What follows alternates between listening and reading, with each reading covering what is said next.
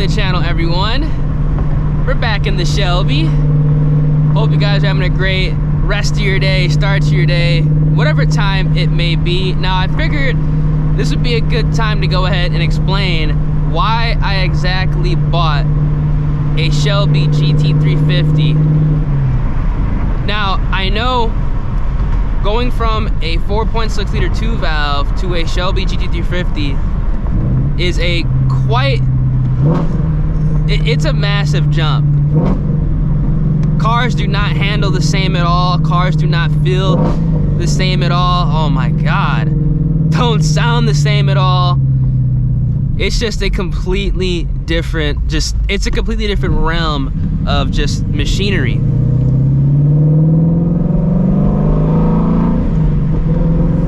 Whew. I cannot wait to hear what this thing sounds like with the long tube headers, man. It's going to be screaming.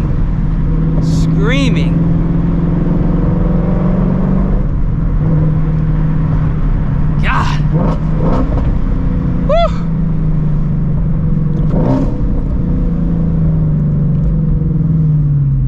Man. Not going ahead and going wide until, you know, everything kind of gets up to temp.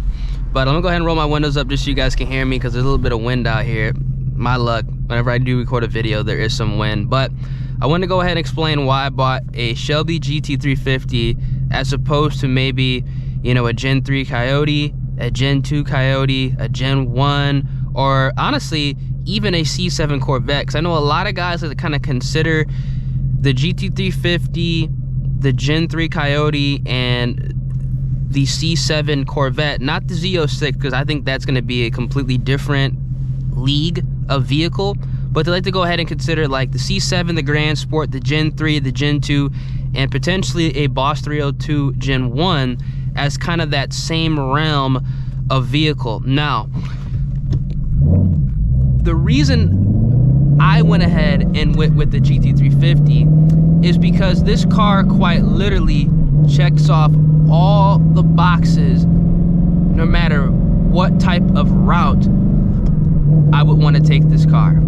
If I wanted to stay NA, I could do that. If I wanted to boost the car, I could do that.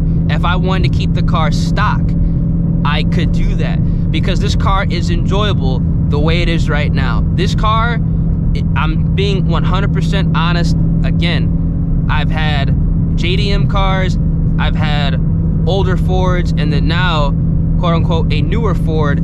This is the most enjoyable car that I've ever owned, and nothing is done. This car is bone stock, and that is part of the reason why I went ahead and picked up a GT350. Now, as opposed to my FRS, as opposed to the 2 valve, those cars were only enjoyable, and I'm being honest, once I went ahead and added forced induction to them. Obviously, the way the FRS was, that was my first sports car, my real first sports car. I mean, I had a V6 Mustang, but I'm not gonna count that. The FRS was my first sports car. You know, I bought the car, I didn't really understand exactly, you know, what I wanted to do with it. I just bought it because it was my first manual. Also, it looked cool, it sounded pretty cool, and it was a good platform to learn how to drive manual on, because the car doesn't make a lot of power, it's slow. So it would, in my mind, it was a great way to go ahead and get into, you know, modifying cars and going ahead and learning how to actually drive and be, you know, a part of, you know, the vehicle you're driving and eventually modifying. Now, once I went ahead and turboed that car, once I went ahead and blew that car up, once I went ahead and threw a built motor in that car, got it back, that whole experience with that car drastically changed. That car is incredibly enjoyable to drive too, but the GT350, just because of just how it's set up, I still say it's a little bit more enjoyable than the FRS. Now, once I got the 2 valve, because a lot of people don't realize this, the 2 valve was not the original build on my channel. I bought the 2 valve to be a daily driver while I was building my Subaru. Now, unfortunately, I popped the Subaru motor about maybe 3 months before I was planning on moving to Texas, and I knew for a fact there was no way that I was going to be able to go ahead and first get the Mustang down, and also go ahead and transport a non-running vehicle. It just was not going to happen. So I came across a deal on Facebook Marketplace, cheap $2,000 supercharger that I did get for the 2-valve, and one thing led to another, and I ended up going ahead and building the 2-valve while my FRS was down. Now, blast forward, you know, a year later, I had the Subaru, I had the 2-valve, and I went ahead and bought the GT350, and now we're just back to the Subaru and the GT350, and I no longer own the 2-valve. Now, this GT350 purchase, like I said, was because it checked off all boxes that I actually was looking for. I've always wanted a GT350. I've been looking at these cars for literally years, because once I was modifying the FRS is kind of when I really started to look at, you know, what I could do with that platform, what I could do with cars in general. Woo! Let me go ahead and roll my windows back down a little bit.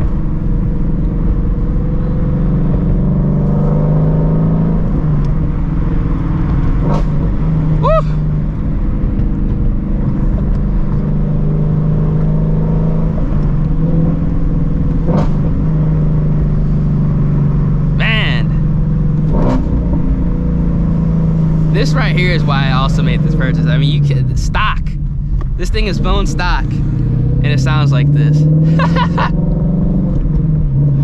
But as I was saying, as I really started to dive into modifying my Scion FRS, I quickly realized the only way I would get that car, I should say, up to speed, is if I were to go ahead and add forced induction. Now, with the GT350, I can keep this car NA. I mean, these cars are nasty, these cars are enjoyable. In my personal opinion, bone stock or with just headers, E85, and a cold air intake, just that NA, the car is quote-unquote fast enough for me, and if I want more, I can go ahead and boost it and make like 800 horsepower, and that's more than enough for me, honestly, way more than enough for me. So it was kind of a no-brainer as to why I went with this platform, because believe me, I was looking at Gen 3 5.0s as well, but if I were to have purchased a Gen 3 5.0, that car would have been a purchase just for a means to satisfaction. Let me go ahead and roll my windows up again so you guys can kind of hear me. I know the wind is crazy, but luckily you can still hear this car with the windows rolled up. That Gen 3 purchase or a Gen 2 purchase or even a Gen 1 purchase would have been a means to satisfaction. Now, again, kind of going back to just keeping the car NA, you guys know the 3 cars that I've owned, none of them, well, this one not yet, none of them were kept NA for long. I had the FRS NA for about a year until I boosted it. I had the 2-valve NA for literally, I think maybe like 2.5 months, maybe 3 months until I boosted it. Like, it was like pretty quick into ownership. And if I would have bought a Gen 3 5.0, the only reason that I would have purchased that car was to literally boost it. Like, I would have had no interest in keeping that car naturally aspirated. Would have been the same thing with the Gen 2. It would have been the same thing with the Gen 1 as well. That car would not have stayed NA. I would have 100% went ahead and, I'm gonna be honest with you guys, either thrown an ESS kit on it, or I would have went twin turbo or a properly sized single turbo, depending on me doing further research on what would have satisfied my needs and wants with that vehicle. Now, I didn't have to do that with the GT350. Again, I enjoy the 5.2 Voodoo. It screams, it makes great power NA, it's linear. That's what's very important to me too. It's linear, and overall it is a fun experience just going ahead and just driving a well put together NA car right out the box. again, I'm not knocking 5.0s at all, because a lot of people don't realize this as well. For me being, you know, a part of the Subaru community, I've already convinced 2 of my friends that have had the same cars as me, FRS BRZs, boosted FRS BRZs. I've already convinced them to go ahead and switch to the Coyote platform when they're looking for more power and a more consistent power delivery. And they couldn't be any happier. So don't get it twisted for a second thinking I'm ragging on, you know, regular 5.0s. I'm 100% not. If I did not care about wanting to have all the boxes checked off, whew, with a NA build and, you know, a potential boosted build, well, I'm saying potential like I'm not gonna do it. I am gonna boost this car, but if I were to keep this car NA for, let's say, 2 years, I'd be perfectly fine. If I wasn't looking to check off all those boxes, you'd probably see me in a Gen 3 Coyote right now, 110%. Still a manual. I would have went ahead and did the work with the T56 swap, but I 100% would have went with a Gen 3 Coyote, just because those motors can handle well over 1,000 horsepower with oil pump gears and crank sprocket. So it's crazy. Those motors are amazing. Let me go ahead and roll my windows down.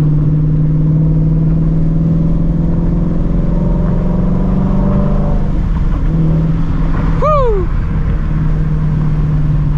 And also just the handling of the GT350. Ooh, damn. Now that's a badass SN95 right there. Hell yeah, you see that Cobra? That shit was clean.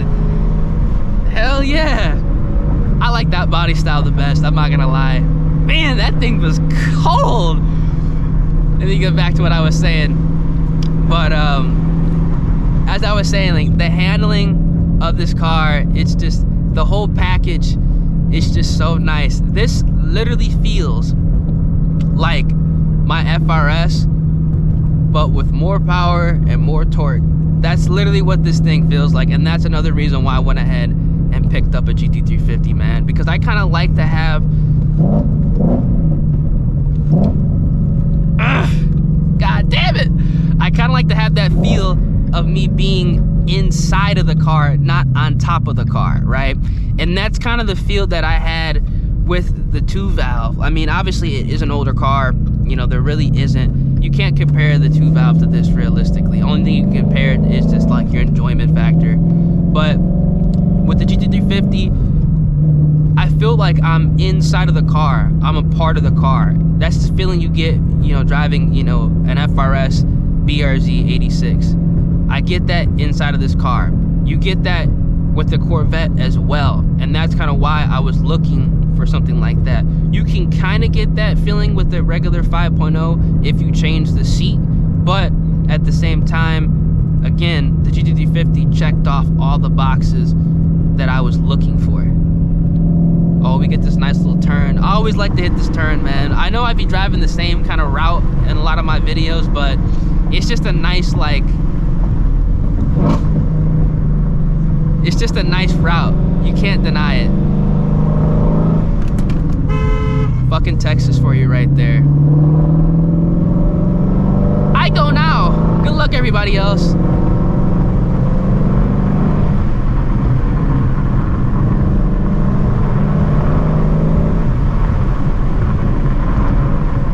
Whew.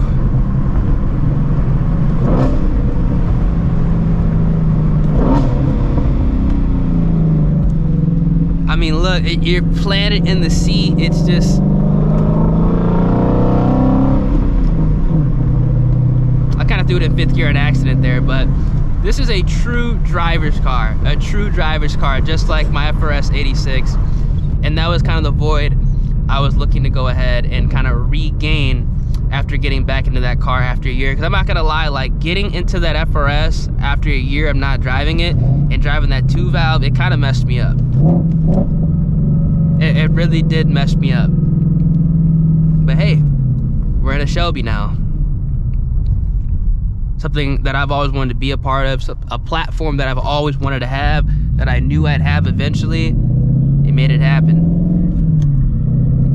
Now, a Corvette was also on the radar as well, but I feel that if I would have bought the Corvette, I would have probably done the same thing. I can't even speak. This exhaust note is kind of just taking my breath away. I probably would have went ahead and done the same route with the Gen 3 and went ahead and boosted it. I was looking at C7 Corvettes. I was even looking at C6 Z06s, which would have been nasty as well. Would have been a nasty NA build, but I don't know. The C6 Z06, it's a car that I want, but it's not a car that I've always wanted. You know what I'm saying? Like, for a car that you've always wanted, you're going to do things a little bit differently. You're going to experience, you know, that raw power a little bit more, and that's what I'm doing with the Shelby. That's why I'm not really caring about boosting it immediately. But if I were to get like something like I said, a C6Z or a C7 Corvette, you know, I probably would have kept the car NA, you know, for probably no longer than 6 months. Same thing with that Gen 3 Coyote. I probably would have kept the car NA for less than that, maybe like 3 months. Honestly, I probably would have kept it NA until my forced induction, whatever platform I would go to, literally, you know, would come in and I'd have time to go ahead and get it installed. That's about how long that car would have stayed NA. But yeah, that's kind of the reasoning as to why I decided to go ahead and pick up a GT350, man. I've been looking at these cars for literally years, ever since I learned how to drive manual. Really started to go ahead and figure out what I can and cannot do to the platform that I currently had, and I always looked at, you know, the Shelby cars, Cobras, GT350, GT500s, as something that I knew that I should get into, because I'm not gonna lie, like, I boost a lot of my cars way too quick. I feel like I boosted the 2-valve a little bit. Well, actually, no, I didn't. I'm not gonna say that at all.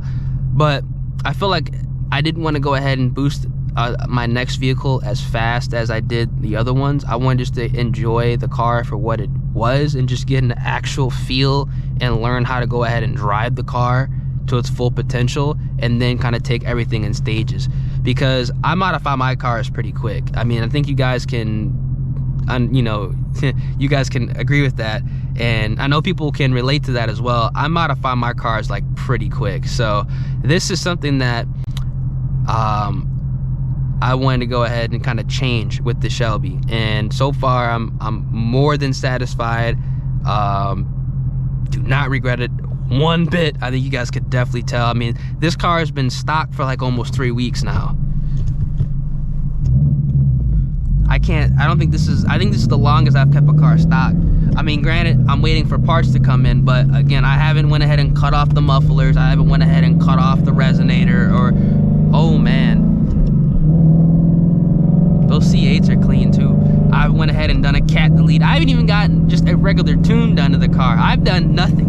I've just been enjoying the car for what it is, and I feel like the GT350 is a platform that you can do that, and it's probably honestly the only Mustang you can do that. Like, I wouldn't even do this with a Cobra. Like, if I had a Cobra right now, this shit would have had at least, at the very minimum, an exhaust on it.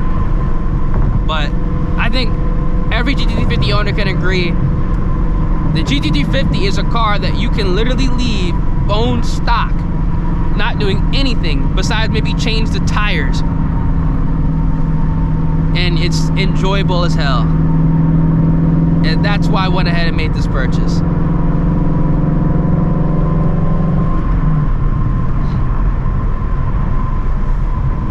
Oh man.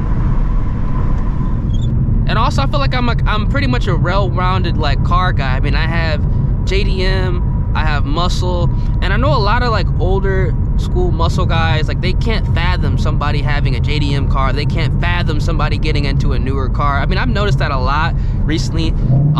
After, you know, I originally, you know, listed the 2-valve for sale. A lot of guys, like a lot of older guys that are like old school, like muscle, they can't fathom, you know, somebody getting into something, you know, newer that isn't raw. I mean, I get that, but at the same time, it's just like the 2-valve, it wasn't the car that I grew up with, if that makes any sense, right? It also wasn't my first build. My first build was, you know, a car quite literally designed for toge racing and handling. So it just makes sense that someone like me that's, you know, been around a platform that is built around handling, because that's literally what the 350 is, that I got into something like that again, you know? So that's kind of what I want to put out there. The 2-valve was fun. Do I miss it? I mean, to be honest with you, no. Just because, like, this is quite literally the same, well, not the same car, but it's a different experience, but it checks off the boxes and then some from the original car that kind of got me into modifying vehicles, which was my 2013 Scion FRS, which is now, you know, not even close to stock. Everything's been touched, everything. So that's kind of what I want to get out in this video, and kind of clear up why I went ahead and purchased the GT350, why I sold the 2-valve, and pretty much, like, you know, just the history of me modifying cars. If you guys enjoyed the video, make sure you guys drop a like. This was definitely a long POV drive, but I just kind of wanted to go ahead and just talk to you guys and let you guys know, like, where I'm coming from, because I know going from a 2-valve to a GT350 is a massive jump.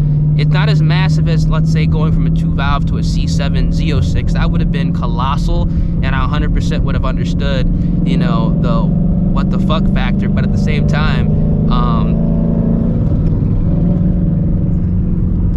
I would have been enjoying myself. I'll tell you that right now.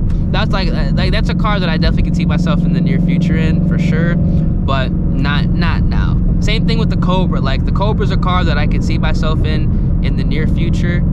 Actually, not even the near future for that. Maybe like in the distant future, because I do believe that some cars, you know, you want them, but like the time is not right to get them. And right now, for me personally, what I'm looking for in cars, and, you know, I wanted to go ahead and check off, you know, me getting, you know, one of my dream cars first before I bought a Cobra. The Cobra technically is one of my dream cars, but at the same time, after having the 2-valve, I didn't want to get into another new edge. I just really didn't want to. It wouldn't have made sense. And it wouldn't have checked off all the boxes that I was looking for after, you know, getting my original build back, you know, from it being down for over a year. But again, if you guys enjoyed the video, make sure you guys drop a like on the video, subscribe to the channel, turn those post notifications.